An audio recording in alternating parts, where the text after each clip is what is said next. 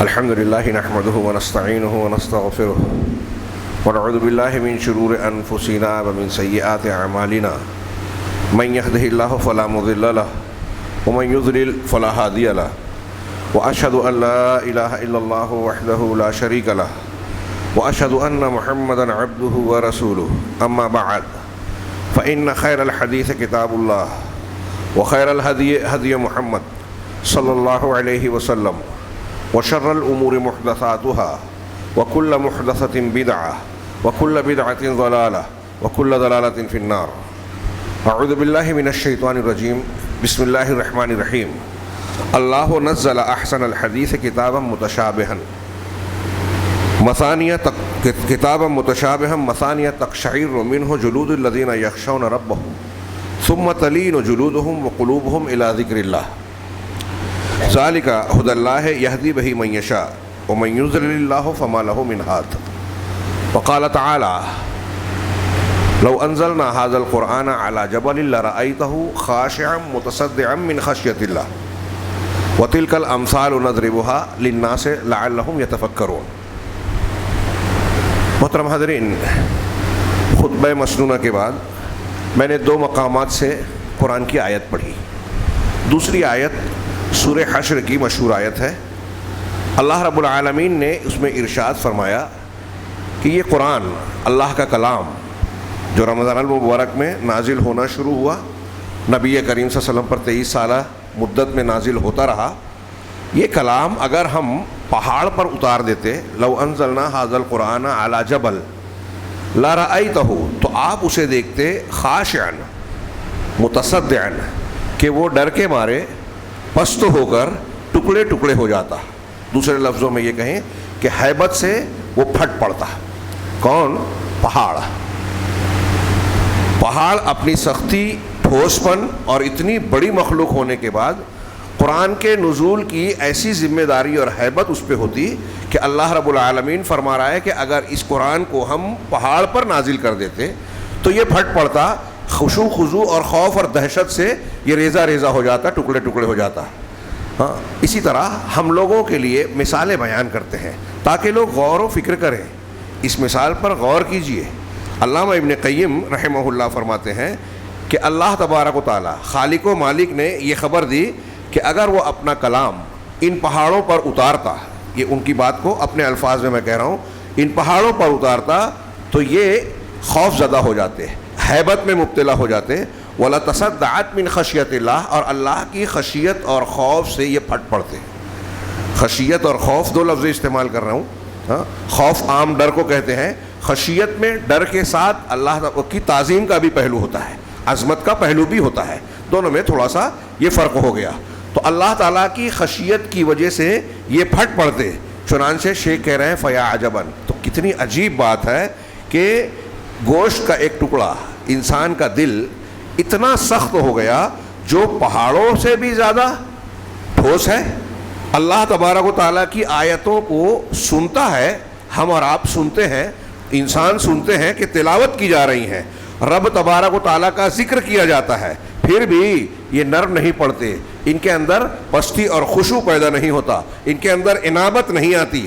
چنانچہ ایسے شخص کو جو قرآن کو سننے کے بعد جس کے اندر خشیت، نرمی، رقت طاری نہیں ہوتی، ایسے شخص کے لیے کوئی عجیب بات اور بعید بات نہیں ہے کہ اللہ تبارک و تعالیٰ اس کے تعلق سے ایسا انتظام کرے جو اس کی حکمت کے مخالف بھی نہ ہو، اور اس کے لیے ایسی آگ پیدا کرے، بنا دے جس سے اس کا یہ دل پگھل جائے.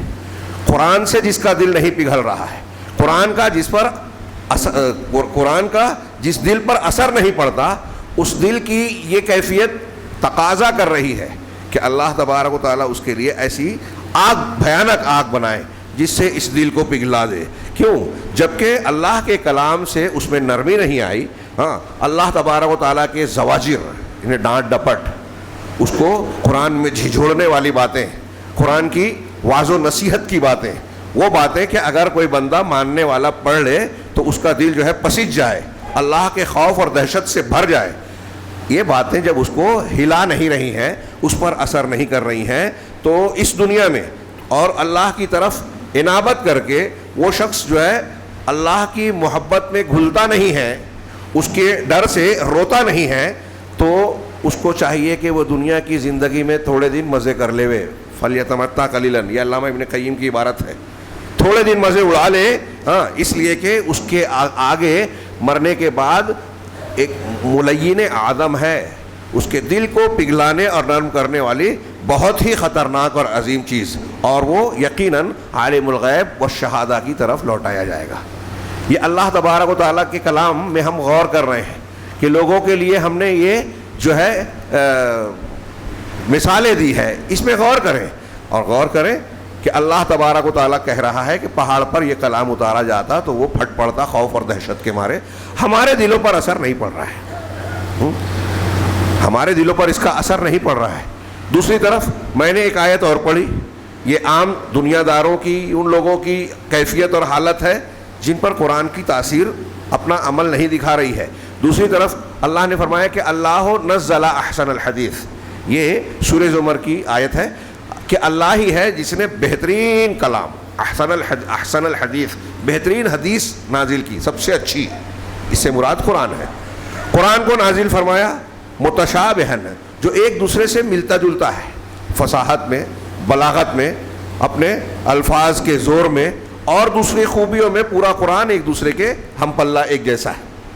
مضامین میں فرق ہے, کہیں توحید ہے, کہیں مجرمین کا انجام کا ذکر ہے, جنت کا ذکر ہے, جہنم کا ذکر ہے, اس طرح مضامین کا فرق ہے, لیکن فصاحت, بلاغت, زور بیان, چاشنی, لذت سب یکساں ہیں. متشابہن, مضامین میں ایک طرف اور دوسری طرف میں بھی تشابہ پایا جاتا ہے, تو وہ متشابہن ہے, ایک دوسرے سے ملتا جلتا.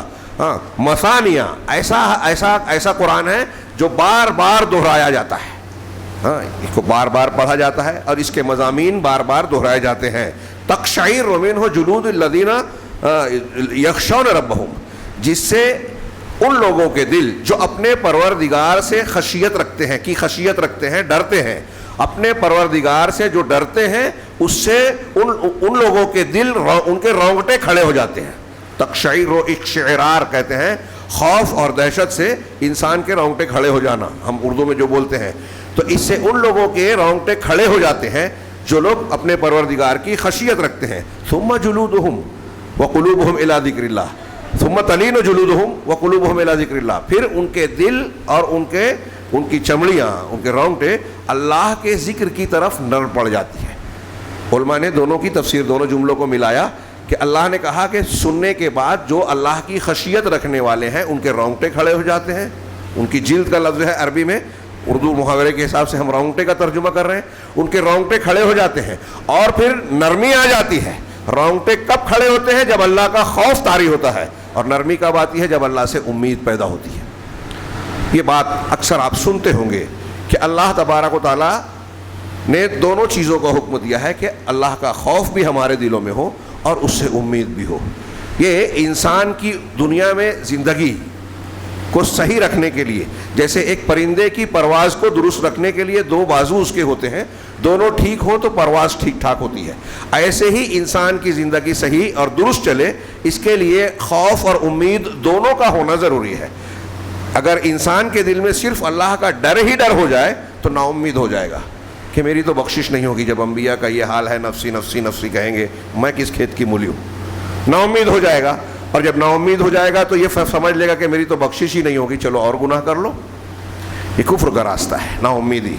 اور اگر امید ہی امید کر لے, جیسا کہ ہماری اور آپ کی کیفیت ہوتی ہے کہ بڑا غفور الرحیم ہے, ہم تو مسلمان ہیں, ہم تو یہ ہیں, ہم تو وہ ہیں, قرآن حدیث کو ماننے والے ہیں, اپنے آپ کو 30 مار خاں سمجھتے ہیں. صحابہ کرام جنت کی سچی بشارتیں ملنے کے بعد روتے تھے, اور ہم بدعملیوں کے باوجود جو ہے مگن رہتے ہیں. یہ کیوں؟ یہ غلط امید ہے, تمنائیں ہیں. تو امید ہی امید جب ہو جائے تو آدمی گناہوں پر جری ہو جاتا ہے کہ ارے کوئی بات نہیں, گناہ کر لو, اللہ معاف کرنے والا ہے. 99 اور 100 قتل کرنے والے کو معاف کر دیا رب نے, تو ہم نے تو ابھی بہت کم کیا ہے. پھر ہمارے یہاں کچھ الٹی سیدھی فضیلتیں بدائیں کرنے والے بھی لوگ کہ آپ نے فلاں ذکر کر لیا تو اتنے فرشتے قیامت تک آپ کے لیے مغفرت مانگیں گے. میں اکثر کہتا ہوں کہ ان غلط روایتوں نے لوگوں کو بگاڑا ہے. آج ہمارے ہاں سماج اور شہر میں جو یہ فضیلتیں بیان کرتے ہیں وہاں دیکھیے زیادہ گڑبڑ ملے گی آپ کو. بہن کا حق نہیں دے رہے ہیں, بھائیوں کا حق نہیں دے رہے ہیں, رشتہ داریوں کو غلط فضیلتیں بتانے کے نتائج ہیں. جیسے عیسائیوں میں ہے نا کہ کفارہ مسیح ہو گیا, حضرت عیسیٰ علیہ السلام سولی پہ چڑھ گئے تو ہمارے گناہوں کا کفارہ ادا کر دیا, اب ہم کو کیا فکر ہے, قتل کر لیا, کنفیشنس باکس میں جا کے پادری کو تحفہ دیا اور گناہ معاف کروا لیا, ختم. حضرت عیسیٰ علیہ السلام نے ذمہ لے لیا. ایسے ہی ہمارے یہاں یہ مزاج ہے کہ فضیلت پر عمل کر لیا. عمل میں کچھ لوگوں کا یہ عقیدہ ہے, مرجیہ کا, احناف کے یہاں بھی قول پایا جاتا ہے کہ عمل ایمان میں داخل نہیں ہے. آپ مسلمان ہوئے, تصدیق کر لیا تو آپ کا ایمان جبرائیل علیہ السلام کا, ابوبکر صدیق کا, رسول اللہ صلی اللہ علیہ وسلم کا سب ایمان برابر ہے, گھٹتا بڑھتا نہیں ہے. بہت خطرناک عقیدہ ہے یہ. جب آپ کے دل میں, ذہن میں یہ بس جائے گا کہ میں مسلمان ہوں, اب میں کچھ بھی کر لوں تو میرا ایمان ویسا کا ویسا ہی سلامت رہے گا, تو گناہوں پہ جری ہو جائے گا آدمی, یہ غلط امید پیدا کرے گا. تو دونوں چیزیں ہونی چاہیے. اللہ نے فرمایا کہ یہ اللہ کا کلام جو احسن الحدیث ہے, اس سے اللہ سے ڈرنے والوں کے رونگٹے کھڑے ہو جاتے ہیں, پھر اس کے بعد ان کے دل اور ان کی جو ہے ان کا قلب جو ہے وہ اللہ تبارک و تعالیٰ کے ذکر کی طرف نر پڑ جاتا ہے. ذالک ھدی اللہ, یہ وہ ہے جو اللہ تبارک و تعالیٰ کی ہدایت ہے. یہدی بہ من یشاء, جسے چاہتا ہے ہدایت سے بخشتا ہے. غور کرنے کی بات ہے, کیا ہمارے اوپر قرآن کا یہ اثر ہوتا ہے؟ رمضان المبارک ختم ہو رہا ہے, قرآن بہت پڑھا, سنا, رمضان کے روزے رکھے, اس کیفیت سے دو چار کتنے ہوئے غور کریں, اپنے آپ میں جھانکے, دوسروں کو نہیں دیکھنا. ہاں, غیر مسلموں پر اثر. ہاں, قرآن نے کہا کہ جب ایسے بھی اہل کتاب ہے, وَإِذَا سَمِعُوا مَا أُنزِلَ إِلَيْهِمْ تَرَىٰ أَعْيُنَهُمْ تَفِيضُ مِنَ الدَّمْعِ. ہاں, اللہ کا کلام جب وہ سنتے ہیں, اللہ کے نازل شدہ کلام کو, تو تم ان کی آنکھوں کو دیکھتے ہو کہ آنسو بہ رہے ہیں.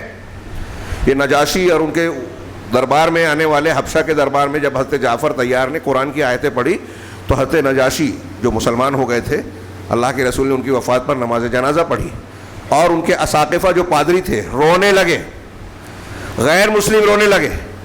عمر فاروق قرآن سن کر ایمان لے آئے.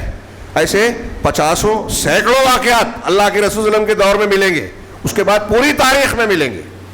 ہمارے کیلانی صاحب نے ایسے کئی واقعات نقل کیے, میں اکثر ذکر کرتا ہوں. مجھے بہت حیرت ہوتی ہے اس واقعے پر کہ ایک عیسائی لڑکی مسلمان سہیلی کے گھر روزہ افطار کی دعوت میں گئی. افطار کے بعد جو ہے وہ لوگ مغرب کی نماز پڑھنے لگے, یہ کنارے بیٹھ گئی. امام صاحب جب قرآن کی تلاوت کرنے لگے تو وہ قرات سن کر اس کی آنکھوں سے آنسو جاری ہو گئے. عیسائی تھی پہلے, اسے حیرت ہوئی. فارغ ہونے کے بعد اس نے پوچھا یہ کیا تھا جو پڑھ رہے تھے؟ کہا اللہ کا کلام. ان کی سہیلی سے پوچھا, کہا مجھے یہ پڑھنا ہے. لیا, ترجمے سے پڑھا. ہم کو توفیق نہیں ہے, غیر مسلم اس کو پڑھ کے اسلام قبول کر لیتا ہے. ہمارے یہاں مولوی صاحب بولتے قرآن پڑھو گے تو گمراہ ہو جاؤ گے, حدیث پڑھو گے تو گمراہ ہو جاؤ گے, اور ہم مانتے ہیں. ایک غیر مسلم پڑھ کر ایمان لاتا ہے, ہدایت پاتا ہے, یہ ہدایت ہے قرآن کہتا ہے, اور ہم ایسی گستاخی کرتے ہیں کہ کہتے ہیں لوگوں کو قرآن سے دور کیا جائے. پورے تصوف کے جو کھڑاک لوگوں نے پھیلا رکھا ہے نا, قرآن حدیث سے دور کرنے کی چال ہے, اور ہمارے یہاں لوگ دھوکے میں ہیں. تو اللہ تبارک و تعالیٰ کے اس کلام کا وہ اثر جو قرآن نے بتایا, کیا ہمارے اندر ہم وہ پاتے ہیں؟ ہاں, یہاں دیکھیے اللہ تبارک و تعالیٰ نے انبیاء کی ایک صفت بتائی, یہ خشیت اور خشوع بہت اہمیت ہے. رمضان کے روزوں کی علت جامعہ کیا بتائی؟ لعلکم تتقون, تاکہ تم متقی بن جاؤ. تقوی, اخلاص, اللہ کا ڈر, یہ ساری چیزیں ایک دوسرے سے جڑی ہوئی ہیں. تعبیر میں ہم الگ الگ کہہ رہے ہیں, نتیجے کے اعتبار سے, معنوی اعتبار سے ایک دوسرے سے منسلک ہیں.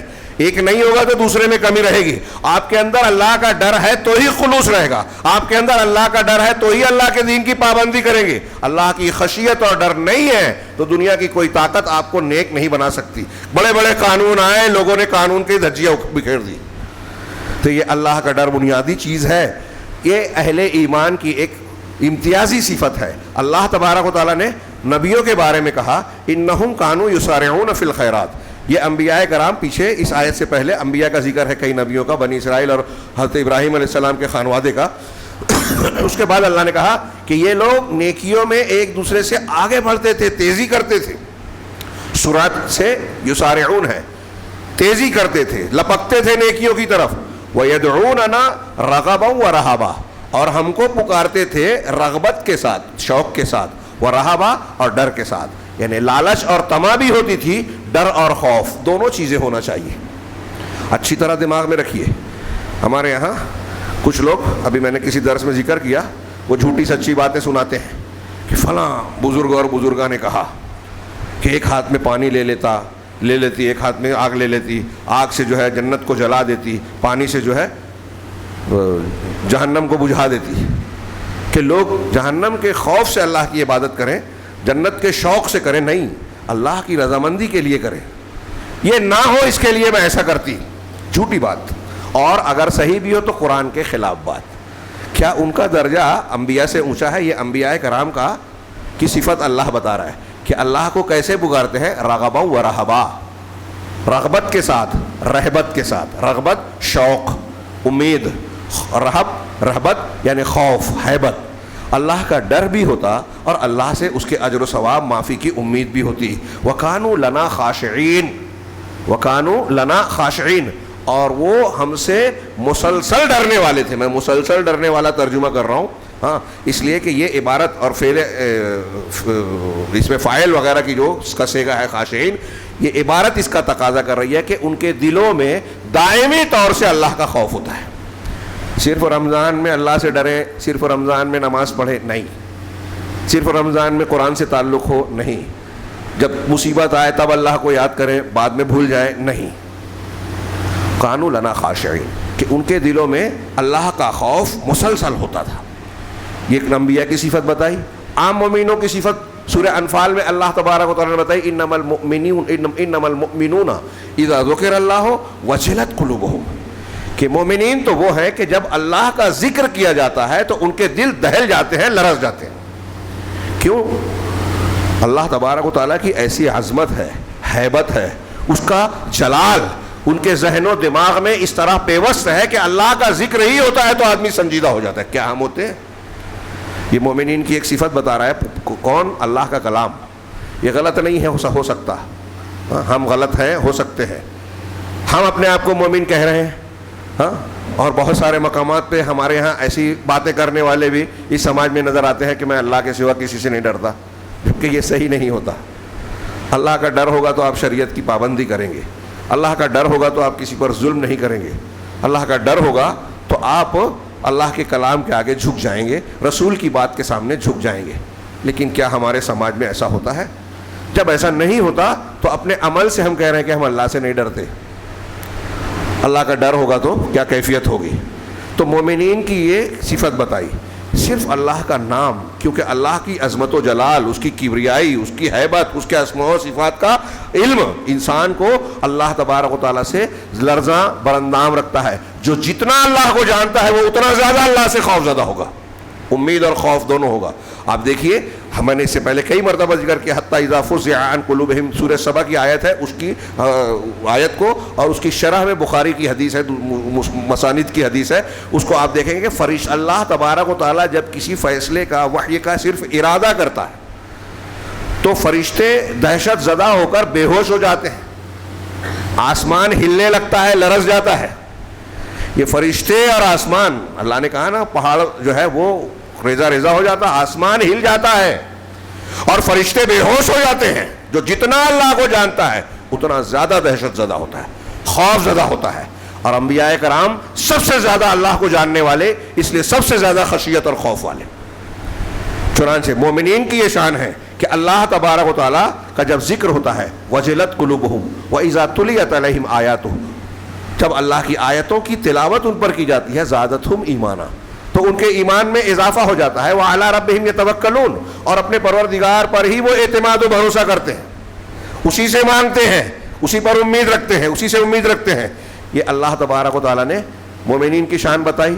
اور پھر قرآن نے ایک جگہ کہا، انما یخشی اللہ من عبادہ العلماء۔ یہ خشیت کہاں سے آتی ہے؟ رمضان کے اختتام پر بطور خاص، عام طور سے میں آخری خطبہ توبہ استغفار کے موضوع پہ دے رہا ہوں، یہ اس سے جڑا ہوا ہی ہے، اس سے متعلق کئی باتیں کئی خطبوں اور دروس میں آ چکی ہے، لہٰذا خشیت پر گفتگو کر رہا ہوں۔ اللہ نے فرمایا کہ انما یخشی اللہ من عبادہ العلماء، اللہ سے اس کے عالم بندے ہی ڈرتے ہیں۔ اس کی تفسیر یہ ہے کہ جو جتنا اللہ کا علم رکھنے والا ہوگا، جو جتنا اللہ تبارک و تعالیٰ کی معرفت رکھنے والا ہوگا، اس کے دل میں اللہ کا اتنا خوف ہوگا۔ اسی لیے حضرت ابن عباس کہتے ہیں کہ العلماء باللہ الذین یخافونہ، اللہ کے علماء وہ ہیں، اللہ کو جاننے والے وہ ہیں جو اللہ سے ڈرتے ہیں۔ حضرت ابن مسعود کہتے ہیں لیس العلم من کثرت الحدیث، کہ بہت زیادہ حدیثیں جاننے سے علم نہیں ہوتا۔ آج کل ہمارے یہاں آپ دیکھیے سوشل میڈیا پہ ایسا لگتا ہے کہ عوام جو ہے وہ علماء سے زیادہ جانتے ہیں، یہ مظاہرہ ہوتا ہے۔ ہاں، کوئی بھی معاملہ ہو تو علماء سے پہلے یا علماء کے کسی نتیجے پر پہنچنے سے پہلے ہمارے یہاں لوگ فتویٰ دیتے ہیں کہ یہ بدعت ہے، یہ سنت ہے، یہ غلط ہے۔ ہاں، کیوں؟ یہ نیٹ وغیرہ کی جو سہولت ہے، گوگل کی، گوگلی علماء گلی گلی گھر گھر پائے جا رہے ہیں، سمجھتا کچھ نہیں اور علامہ بن گئے۔ بہت سنجیدگی سے کہہ رہا ہوں اور طنز اور مذاق کے طور پر نہیں کہہ رہا ہوں، اس سے دین کو کھلواڑا بنا رکھا ہے۔ میں اکثر کہتا ہوں کہ انجینئرنگ والا کام کوئی ڈاکٹر سے نہیں کراتا، ڈاکٹر والا کام کوئی وکیل سے نہیں کراتا، وکیل والا کام کسی دوسرے فن کے آدمی سے نہیں کراتا، لیکن ہم دیکھتے ہیں کہ قرآن و حدیث والا کام سب کرتے ہیں۔ ہدایت کا یا بنیادوں کا جاننا ہر ایک کے لیے ضروری ہے، ہر ایک جان سکتا ہے، یہ صحیح ہے، لیکن فتویٰ دینا، استنباط کرنا، اختلافات ناسخ و منسوخ اور اصولی باتوں کو جاننا، قواعد کو جاننا، یہ ہر ایک کے علم میں نہیں ہوتا، ہر ایک کو سمجھتا نہیں۔ ایک مسئلے کی ساری روایتیں ہر ایک کے سامنے نہیں ہوتی جیسے علماء کی ہوتی ہے، اور آپ دیکھیں گے کہ وہ عالم جو ہوگا وہ مسائل میں احتیاط برتے گا، جواب دینے سے خاموش رہے گا، فوراً جواب نہیں دے گا، غور کرے گا، تحقیق کرے گا۔ یہ عالم ہونے کی نشانی ہے، اللہ کا ڈر ہے اس کے اندر، یہ کچھ بھی نہیں بولنا۔ اور جو پل پل کہتے ہیں کہ میں جواب دوں گا، میرے پاس علم ہے، اور فتوی کی زبان میں گفتگو کرتا ہے، یہ علامت ہے کہ وہ جاہل ہے۔ ہاں، خیر، تو اللہ عبداللہ ابن مسعود کہتے ہیں کہ کثرت حدیث سے، یعنی آپ کو انفارمیشن، معلومات بہت ہے، حدیثیں بہت زیادہ یاد ہے، تو یہ علم نہیں ہے، ولیکن العلم من الخشیہ، بلکہ اور علم تو حقیقت میں اللہ کے خوف سے ہوتا ہے، اللہ کی خشیت سے علم پیدا ہوتا ہے۔ جو جتنا اللہ سے ڈرتا ہے حقیقت میں، اب قرآن کی جو آیت ہم نے پڑھی انما یخشی اللہ من عبادہ العلماء، اگر غور کریں تو حقیقت میں جو اللہ سے ڈرتا ہے علماء کہلانے کے لائق قرآن کے مطابق وہی ہے۔ آپ کو بہت معلومات ہے، بڑی بڑی ڈگریاں ہیں، علامہ کہلاتے ہیں اور اونچی پوسٹ ہے، لیکن اگر اللہ کا ڈر نہیں ہے تو قرآن کے مطابق دنیا آپ کو عالم سمجھے ڈگری کے اعتبار سے، قرآن کے مطابق عالم نہیں ہے۔ اللہ کا ڈر ہے، ڈگری نہیں ہے، آپ کے اندر علم ہے۔ تو یہ اللہ تبارک و تعالیٰ کا ارشاد ہے۔ ہاں، حضرت عمر کہتے ہیں، یہ خشیت کی اہمیت بتانے کے لیے میں روایتیں نقل کر رہا ہوں۔ حضرت عمر کا ایک لمبا چوڑا قول ہے، انہوں نے کہا آخل اخوانا علی قدر التقوی، جس آدمی میں جتنا تقوی ہے آپ اس سے اتنی اخوت اور بھائی چارہ کریں۔ یہ اصول ہے صحابہ کرام کا، ہم کو زندگی میں استعمال کرنا چاہیے۔ ہم دوست بناتے ہیں، رشتہ داریاں گانٹتے ہیں، ہاں، کسی کو اپنا بھائی بناتے ہیں۔ کس کو بنانا چاہیے؟ حضرت عمر کہہ رہے ہیں کہ جس کے اندر جتنا تقوی ہے، شریعت کی پابندی ہے، اتنا زیادہ آپ اس سے بھائی چارہ کریں، تعلق رکھیں۔ اور پھر کچھ جملوں کے بعد انہوں نے کہا وشاور فی امرک الذین یخشون اللہ عز وجل۔ کیا صحابہ کرام کی نظر تھی کہ اپنے معاملے میں ان لوگوں سے مشورہ کرو جو اللہ سے ڈرتے ہیں، جو اللہ تبارک و تعالیٰ کی خشیت دل میں رکھتے ہیں، ان سے مشورہ کرو۔ جو دنیا دار ہیں، اللہ کی خشیت سے دور ہیں، سیاست اور دوسرے میں بہت زیادہ درک رکھتے ہیں، ان سے نہیں کرنا۔ اگر اللہ کا خوف نہیں ہے، پابندی نہیں ہے، اللہ سے ڈرنے والوں سے مشورہ کرو، کیونکہ جو اللہ کا ڈر رکھے گا وہ ایمانداری سے مشورہ دے گا، وہ دین کی بنیاد پر مشورہ دے گا، وہ آخرت کو اور اللہ کے دین کو ترجیح دیتے ہوئے مشورہ دے گا۔ یہ اللہ کے حضرت عمر کا جملہ ہے۔ اب یہ خشیت، اللہ کا ڈر جو ہے، یہ کہاں سے آتی ہے یا کس طرح؟ یہ اللہ کے نبی صلی اللہ علیہ وسلم کی شخصیت کو دیکھیں۔ میں نے انبیاء کی عمومی بات کہی، خود نبی صلی اللہ علیہ وسلم کا کیا معاملہ تھا۔ ہاں، اگر میں روایتیں بیان کروں تو صرف وقت یوں ہی زیادہ ہو رہا ہے۔ اللہ کے نبی صلی اللہ علیہ وسلم، حضرت عائشہ صحیح مسلم کی حدیث ہے، ایک دن رات میں آنکھ کھلی، نبی صلی اللہ علیہ وسلم کو بستر پر دیکھا نہیں تھے، سمجھی کہ کہیں اور ہے۔ جب آپ نے جب ٹٹولا تو کہا کہ وہ مسجد میں تھے، یعنی نماز گھر میں جہاں نماز پڑھتے تھے وہاں تھے۔ آپ کے پیروں پر میرا ہاتھ پڑا اور میں نے جب توجہ دی تو اللہ کے نبی صلی اللہ علیہ وسلم سجدے میں تھے اور یہ دعا مانگ رہے تھے۔ قیام اللیل میں سجدے میں آپ دعا کر رہے ہیں، انتہائی شاندار۔ اللہ رب العالمین، اللہ کے رسول صلی اللہ علیہ وسلم کی دعا کے الفاظ تھے، اللہم انی اعوذ برضاک من سخطک، اے اللہ میں تیری رضامندی، تیری خوشی کے واسطے سے، تیری ناراضگی سے پناہ چاہتا ہوں، تو اپنی خوشی کے ذریعے سے مجھے اپنی ناراضگی سے بچا لے۔ یہ مطلب ہے وَبِمُعَافَاتِكَ مِنْ عُقُوبَتِكَ، اور تیری معافی کے ذریعے سے تیری سزا سے پناہ چاہتا ہوں، اپنی معافی کے ذریعے سے مجھے اپنی سزا سے محفوظ رکھ. وَأَعُوذُ بِكَ مِنْكَ، اور تجھ سے ہی پناہ مانگتا ہوں، تجھ تیرے ہی ذریعے سے. یہ اس جملے کی تفسیر میں لوگ کہتے ہیں کہ دنیا میں انسان کسی بھی چیز سے ڈرے، خوف کھائے تو اس سے دور بھاگتا ہے، لیکن صرف اللہ کی ذات ایسی ہے کہ آدمی اس سے ڈرے گا تو اسی کی طرف پلٹ کے جائے گا، اس لیے کہ اللہ سے بچانے والا خود اللہ ہی ہے، کوئی نہیں بچا سکتا. تو قرآن اللہ کے رسول کہہ رہے ہیں وَأَعُوذُ بِكَ مِنْكَ، میں تجھ سے ہی پناہ مانگتا ہوں، تجھ سے، یعنی تیرے عذاب سے تو ہی بچا سکتا ہے، تیری ناراضگی سے تو ہی محفوظ رکھ سکتا ہے. لا احصی ثناء علیک، میں تیری تعریف، تیری ثنا کو شمار نہیں کر سکتا، گن نہیں سکتا. انت کما اثنیت علی نفسک، تو ویسا ہی ہے جیسا تو نے اپنے آپ کی تعریف کی. شاندار کلمات. اس کی تشریح اگر کرے گہرائی میں جا کے تو وقت کم پڑے گا کہ تیری رضا کے ذریعے تیری ناراضگی، نبی صلی اللہ علیہ وسلم اللہ کی ناراضگی سے پرواہ. اور پھر حدیثوں میں ہے حضرت عائشہ دوسرے صحابہ کہ آپ نمازوں میں رات میں تہجد میں اس طرح گڑ گڑاتے تھے کہ آپ کے سینے سے ہانڈی کے ابلنے کے جیسی آواز آتی تھی. کعزیز المرجل، ہانڈی کو اگر آگ پر رکھا جائے اور ابلے، اس کا پانی کھولے تو کیسی آواز آتی ہے، ویسے نبی کریم صلی اللہ علیہ وسلم اللہ کے جناب میں روتے تھے، گڑ گڑاتے تھے تو آپ کے سینے سے ویسی آواز آتی تھی نماز میں، سجدوں میں. کیا ضرورت تھی آپ کو؟ آپ امت کے حق میں ہلکان تھے، آپ کے لیے تو کوئی مسئلہ ہی نہیں تھا، بخشے بخشائے ہیں، آپ کا درجہ سب سے اونچا تھا. لیکن اللہ کی خشیت اور خوف ایک ایمان والے کی شان ہوتی ہے، اور اللہ کے نبی صلی اللہ علیہ وسلم سب سے زیادہ اللہ سے ڈرنے والے تھے، سب سے زیادہ تقوی والے تھے، اس لیے کہ سب سے زیادہ علم والے تھے، لوگوں کے لیے نمونہ تھے. چنانچہ نبی کریم صلی اللہ علیہ وسلم آپ استسقاء میں دیکھیں، خسوف میں دیکھیں، اللہ کے نبی صلی اللہ علیہ وسلم خوف کا معاملہ کرتے، خوف اور ڈر کا مظاہرہ کرتے اللہ تعالیٰ سے. اسی طرح اللہ کے نبی صلی اللہ علیہ وسلم حدیثوں میں ہے کہ آپ کسی بھی مجلس سے جب اٹھتے تھے تو ایک دعا اکثر پڑھتے تھے، اس کا پہلا جملہ ہے اللہم اقسم لنا من خشیتک ما یحول بیننا و بین معاصیک. اے اللہ اپنی خشیت کا وہ حصہ ہمیں عطا فرما، اپنے ڈر اور خشیت کا، یعنی ہم کو اتنا ڈر دے دے تیرا، ما یحول بیننا و بین معاصیک، جو تیرے اور تیری نافرمانیوں کے بیچ میں رکاوٹ بن جائے. مطلب ہمارے دل میں ایسا ڈر ہو کہ تیری نافرمانی سے بچ جائے. اور ڈر وہی اللہ کے یہاں مستحسن ہے. ہم کہتے ہیں کہ ہم اللہ کے سے ڈرتے ہیں، یہ ڈر کب صحیح ہوگا؟ جب یہ ڈر آپ کو، ہم کو حرام کاموں سے روکے، اللہ کی ناراض کرنے والی چیزوں سے دور کرے. کہ جب ہم اللہ کے ڈر دل میں رکھتے ہیں وہ کام کر ہی نہیں سکتے جو اللہ، جس سے اللہ ناراض ہوتا ہے. تو یہ دعا مانگتے تھے رسول اللہ صلی اللہ علیہ وسلم. ہاں، بہت شاندار دعا ہے وہ بھی. ہاں، اللہم انی اسألک، اللہم اقسم لنا من خشیتک ما یحول بیننا و بین معاصیک ومن طاعتک ما تبلغنا بہ جنتک، اور اپنی اطاعت کا ایسا حصہ عطا فرما جو ہمیں جنت تک پہنچا دے. ومن الیقین، اور ایسا یقین عطا فرما، ہاں، ما تہون بہ علینا مصائب الدنیا، جس سے دنیا کی مصیبتوں کو تو ہم پر آسان کر دے. اور پھر دعا کے اور بھی کلمات ہیں بڑی شاندار، میں نے اس سے پہلے مستقل غالباً خطبہ دیا ہے اس پہ. اسی طرح اللہ کے نبی صلی اللہ علیہ وسلم کی ایک لمبی دعا کا ایک جملہ یہ بھی ہے اللہم اسألک خشیتک فی الغیب والشہادہ.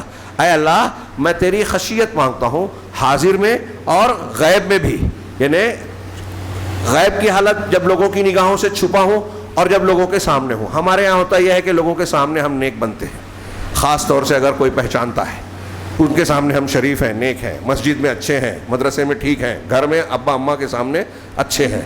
لیکن جب کالج میں چلی گئے، تنہائی مل گئی تو موبائل کھل گیا اور ایسی ویب سائٹ کھلی جہاں پورا کا پورا معاملہ خراب ہے. غیر مسلموں سے کانٹیکٹ ہو رہا ہے، ہماری بچیوں کا.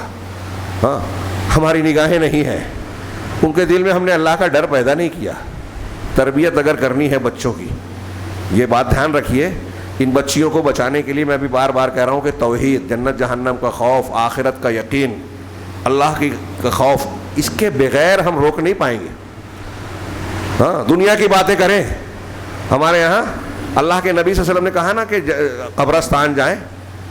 قبرستان یہ اجمیر والا قبرستان نہیں ہے، پختہ قبروں والے قبرستان نہیں ہے، یہ عام قبرستان جائیں، اس لیے کہ وہ موت کو اور آخرت کو یاد دلاتی ہے. بچوں کو لے جائیں، بتائیں کہ یہاں مر کے آنا ہے، اللہ کا حساب، اللہ کو حساب دینا ہے. اس سے اللہ کا ڈر پیدا ہوگا، جواب دہی اور احساس ذمہ داری آئے گا. لیکن ہمارے یہاں اس کی فرصت کہاں ہے؟ ہاں، ہمارے یہاں بچے، اور ابھی عید آ رہی ہے، دیکھیے دھوم مستی دوسرے قوموں کی طرح. دھینگا مستی کئی ایکسیڈنٹ ہوں گے, حادثات ہوں گے. عید کے موقع پہ جو ہے ہمارے یہاں بھی قرآن و حدیث کے آداب سے نکل کر دھینگا مستی کرنے کا ایک رواج نظر آئے گا. میں تو سمجھ نہیں پاتا ہوں, ہمارے مسلمان محلوں میں ہاں یہ شکایتیں عام ہیں, گندگی وغیرہ کا تو معاملہ ہے ہی, ہاں کہ لوگ آپ اگر ایک نئی گاڑی لائیں تو بچہ چلتے چلتے اس پر بلیڈ مار دیتا ہے. اس سے کیا مزہ ملا؟ اور والدین نے اس کیا تربیت کی, ہم نے کیا سمجھایا ہے؟ یہ ایسی حرکتیں جو رہے نا اس کے ذمہ دار ہم سب ہیں. یہ اس بات کی دلیل ہے کہ ہم اپنے بچوں کو مسجد نہیں لے جا رہے ہیں, ہم اپنے بچوں کو اللہ کا ڈر دل میں پیدا نہیں کر رہے ہیں, احساس جواب دہی پیدا ہی نہیں کیا ہے. غیر مسلم یہ نہیں کر رہا ہے, مسلمان بچہ کر رہا ہے. عجیب بات ہے, لوگوں کی شکایت ہے.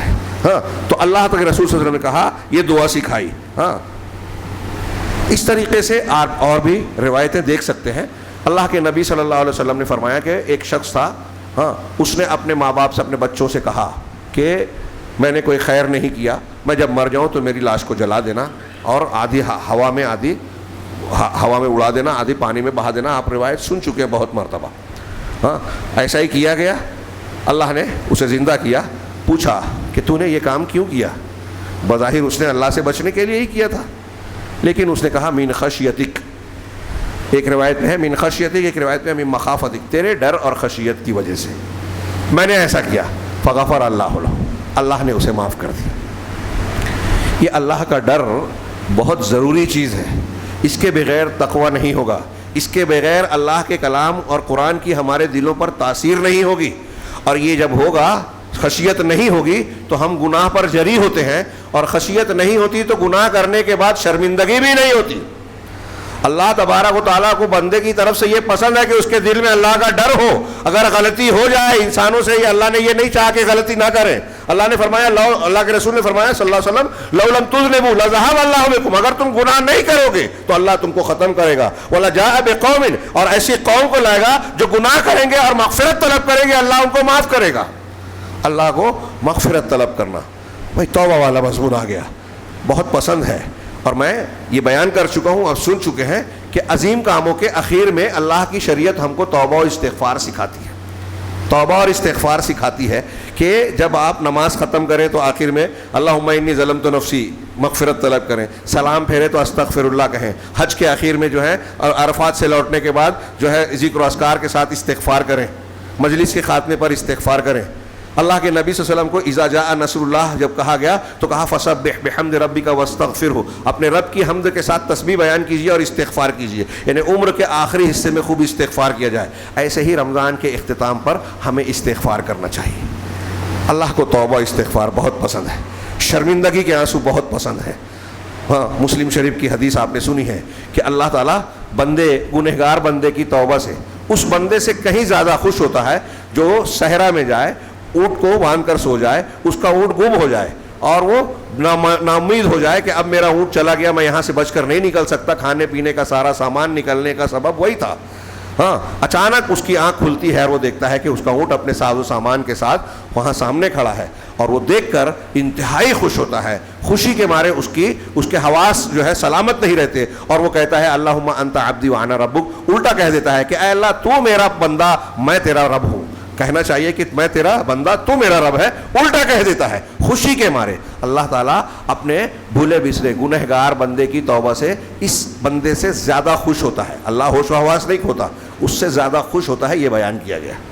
ہاں تو اللہ تبارک و تعالیٰ کو توبہ بہت پسند ہے, اور اس نے توبہ کا دروازہ ہماری آخری سانس تک کھلی رکھی ہے. فرعون, ابو جہل جیسے لوگوں کو بھی اللہ تعالیٰ نے انبیاء کو حکم دیا, جاؤ شاید وہ خشیت اختیار کرے, شاید وہ توبہ کر لے.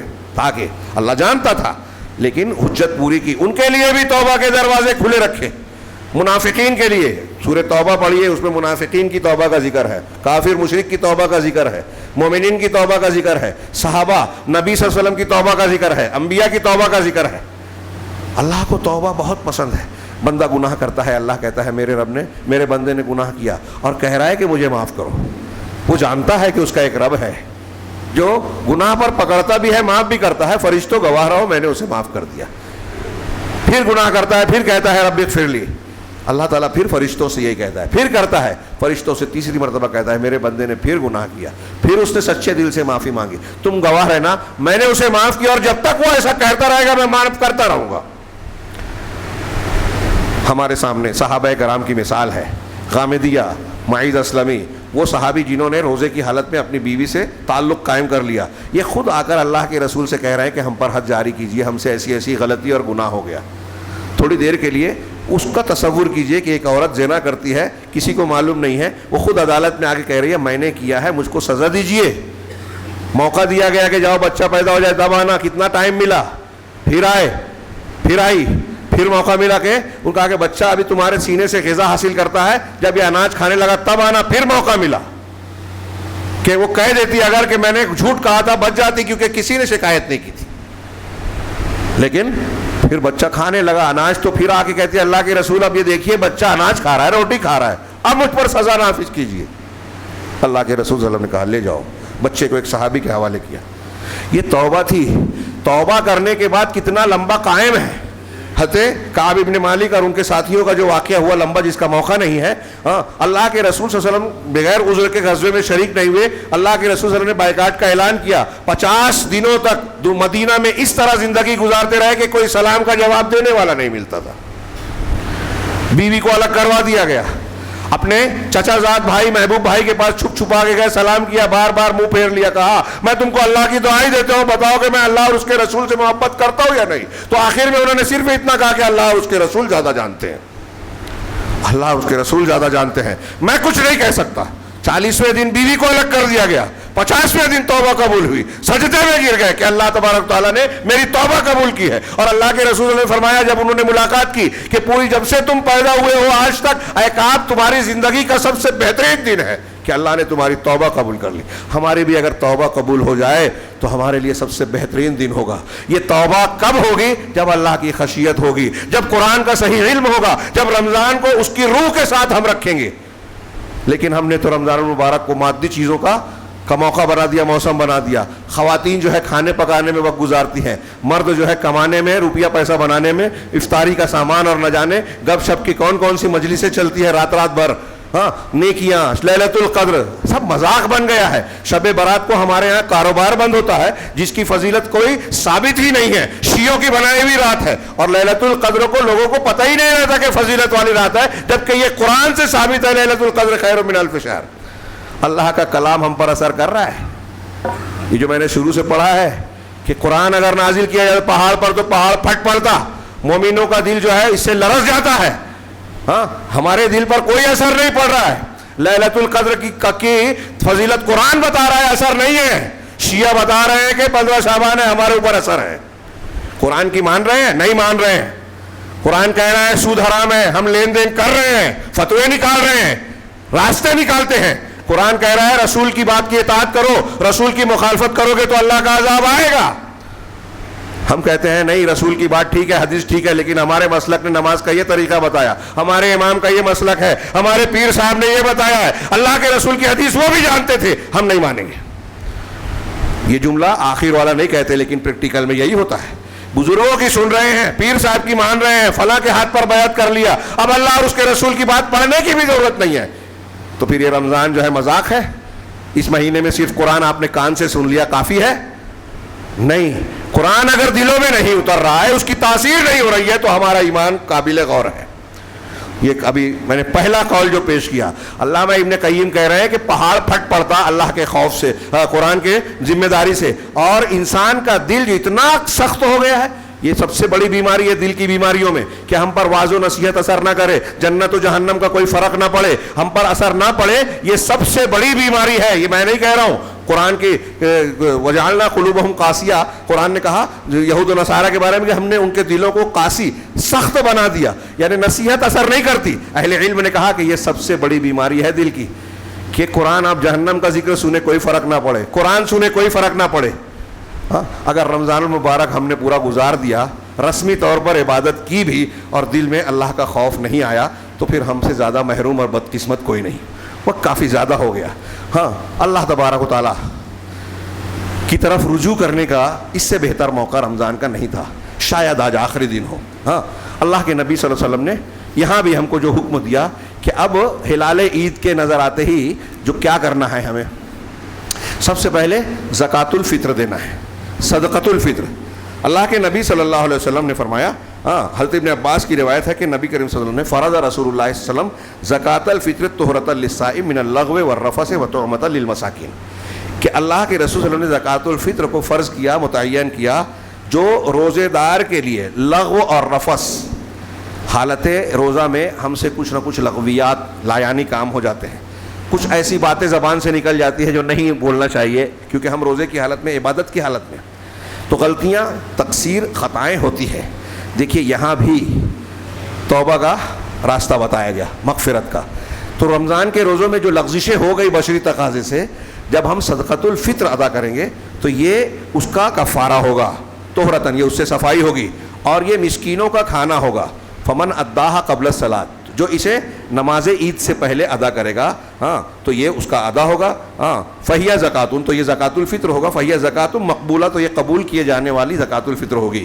ومن اداہا بعد الصلاۃ، اور جو نماز کے بعد اسے ادا کرے گا، فہیہ صدقۃ من الصدقات، تو یہ عام صدقات میں سے ایک صدقہ ہوگا، زکات الفطر نہیں ہوگا۔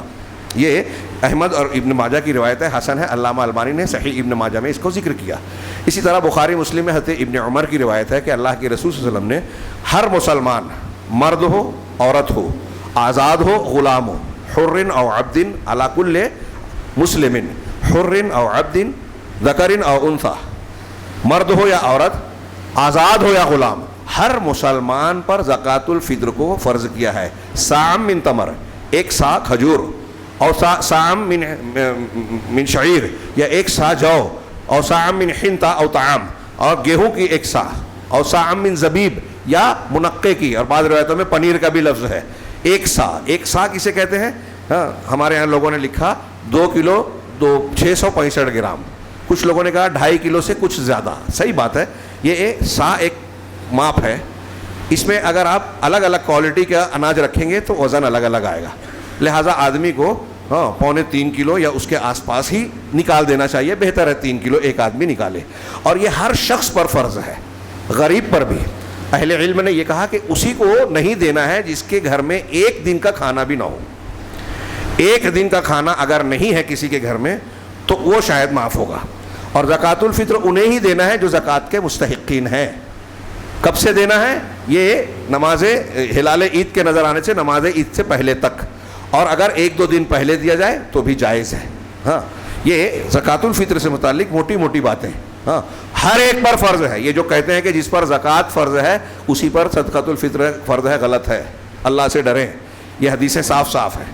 ابھی میں اتنی لمبی چوڑی بات کر رہا تھا اللہ کے ڈر کی، قرآن اور حدیث کو ماننے کی، اور میں نے ابھی دروس میں، سائر النساء مسجد کے دروس میں بھی اور وہاں بھی کہا کہ ہمارے یہاں لوگ قرآن پڑھتے ہیں، رمضان کا اہتمام کرتے ہیں، لیکن قرآن مانتے نہیں ہیں۔ کتنی ایسی باتیں ہیں جو قرآن و حدیث میں بالکل صاف شفاف ہیں، لیکن ہم مختلف عذر، بہانے، مسلک کے جو ہے آڑ میں ان چیزوں کو رد کر دیتے ہیں اور سمجھتے ہیں کہ کوئی گناہ نہیں کر رہے ہیں۔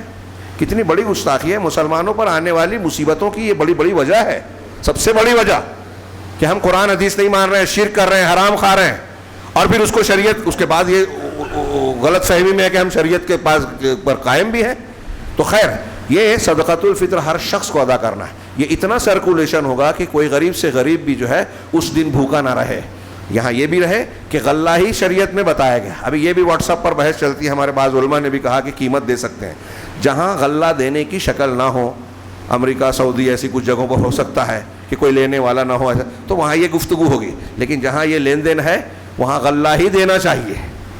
اب لوگ کہتے ہیں کہ غلہ تو ہے، پیسے کی ضرورت ہے، اللہ کے رسول نے پیسے کی ضرورت کو نہیں بتایا ہے۔ اور یہ بھی یاد رکھیں کہ عید کا نیا کپڑا، خوشبو اور یہ ساری چیزیں مستحب ضرور ہیں، فرض نہیں ہیں۔ پرانے کپڑے پر بھی عید ہو سکتی ہے، لیکن آپ کا ایمان نیا ہونا چاہیے۔ آپ کو جنت کا پروانہ اگر مل گیا تو خوش قسمت ہے، حقیقی عید ہے۔ جہنم سے بچ گئے، توبہ استغفار کیا گناہوں سے، عزم کیا کہ آپ رمضان کے بعد ایمانداری والی اور شریعت کی پابندی والی زندگی گزاروں گا، تب عید ہے۔ تو بہرحال یہ صدقۃ الفطر سے متعلق کچھ باتیں میں نے عرض کی۔ دوسرے عید کے احکام و مسائل، یہ نیا کپڑا، خوشبو، یہ سب چیزیں ہم جانتے ہیں، سرما لگانا سنت ہے۔ عید کے لیے نکلنے سے پہلے اللہ کے رسول طاق عدد میں کھجوریں کھاتے تھے۔ اور سب سے اہم چیز کہ عید جس طرح مردوں کی ہے خواتین کی بھی ہے۔ آپ کو سب حدیث کی کتابوں میں ملے گی، کتاب العیدین اٹھائیے، بخاری مسلم دوسری کتابیں، اللہ کے نبی صلی اللہ علیہ وسلم، حضرت ام عطیہ اور دوسرے صحابہ کی روایتیں کہ اللہ کے رسول صلی اللہ علیہ وسلم عید کے دن حکم دیتے تھے کہ عورتوں کو بھی عیدگاہ کی طرف نکالا جائے، یہاں تک کہ اللہ کے نبی صلی اللہ علیہ وسلم نے کہا کہ جو حائضہ عورتیں ہیں، ہاں منتھلی کورس ناپاکی کی حالت میں، وہ بھی نکلیں۔ کسی کے پاس برقع پردہ نہیں ہے تو اپنی سہیلی سے، بہن سے کہ اس مستعار لے لیں، لیکن عیدگاہ جائیں، اور جو ناپاک ہیں وہ مصلی سے الگ رہ کر وہاں موجود رہیں، الگ بیٹھیں، لیکن وہ مسلمانوں کی دعا میں حاضر رہیں۔ کتنی صاف صریح اور واضح تعلیم ہے۔ لیکن ہمارے یہاں آپ دیکھیے کہ مسلک کے نام پر ابھی مسجدوں میں جانے کو پابندی رکھی تھی، اہل حدیث مساجد کے علاوہ دوسری مسجدوں میں عام طور سے انتظام ہی نہیں ہے۔ عام طور سے اس لیے کہہ رہا ہوں کہ ابھی پتہ چلا، میں میسور گیا تھا اسی رمضان میں، تو وہاں پتہ چلا 2 حنفی مسجدیں ایسی ہیں جہاں عورتیں آتی ہیں جب نمازوں میں۔ بڑی حیرت ہوئی، خوشی بھی۔ ہاں، مسجد کوثر اور مسجد فردوس، معلوم کر لیں، میسور میں، شہر میسور، تو وہاں تھا۔ اور ابھی جب حکومت نے پھر سوال اٹھایا تو ہمارے پرسنل لا بورڈ والوں نے فوراً اعتراف کر لیا کہ ہم نے مسجد سے عورتوں کو روکا کہاں ہے۔ ہاں، حنفی خواتین اس پر غور کریں، مسجد میں آئیں، خطبہ سنیں، اور رمضان کے روزے رکھے ہیں، تراویح پڑھی ہے، قرآن پڑھا ہے، تلاوت کی ہے، عبادتیں کی ہیں، تو عید منانے آپ بھی آئیں، آپ کا بھی حق ہے، اللہ سے مزدوری اور مغفرت کا انعام لینا آپ کا بھی حصہ ہے، اور اس کے بغیر عید نہیں ہوتی جو ہم نے عورتوں کو محروم کر رکھا ہے۔ اور عورتوں کو شرعی حقوق سے جب آپ نے محروم کیا، شرعی تربیت سے دور کیا، تو پھر وہ مرتد ہو رہی ہیں، غیر مسلموں سے تعلق قائم کر رہی ہیں، اللہ کی عظمت ان کے دلوں میں نہیں ہے، صحیح عقیدہ نہیں ہے، جنت کا شوق نہیں ہے، جہنم کا خوف نہیں ہے، لہذا وہ اپنا ایمان بیچ رہی ہیں۔ لہذا ضروری ہے کہ ہم دین کو دین کی طرح دیکھیں۔ رمضان المبارک کے جو چند گھڑیاں لمحات بچے ہیں، ہم اس میں توبہ استغفار کریں، غلطیوں اور تقصیرات کی معافی مانگیں، اور یہ عزم کریں کہ رب العالمین ہم اب تیری شریعت کی پابندی کریں گے، ہمیں ان لوگوں میں شامل فرما جو روزے کے پابندی اور اس پورے مہینے کی تربیت کے بعد متقیوں کے زمرے میں شمار ہوتے ہیں، جن کے لیے دنیا اور آخرت میں سعادت ہے، جن کو اے اللہ تو جہنم سے آزادی کا پروانہ عطا فرماتا ہے۔ پروردگار ان خوش قسمت لوگوں میں ہمیں شامل فرما، مسلمانوں کے مسائل کو حل فرما، فتنوں سے ہمیں محفوظ رکھ، سازشوں سے ہمیں محفوظ رکھ، دنیا کے فتنوں سے، آخرت کے عذاب سے پروردگار ہمیں محفوظ رکھ۔ اقول قولی ھذا واستغفر اللہ لکم ولسائر المسلمین وصلی اللہ علی نبینا محمد۔ بارک اللہ لنا ولکم فی القرآن المجید ونفعنا وإیاکم بالآیات الذکر الحکیم، انہ تعالی جواد کریم ملک بر رؤوف رحیم۔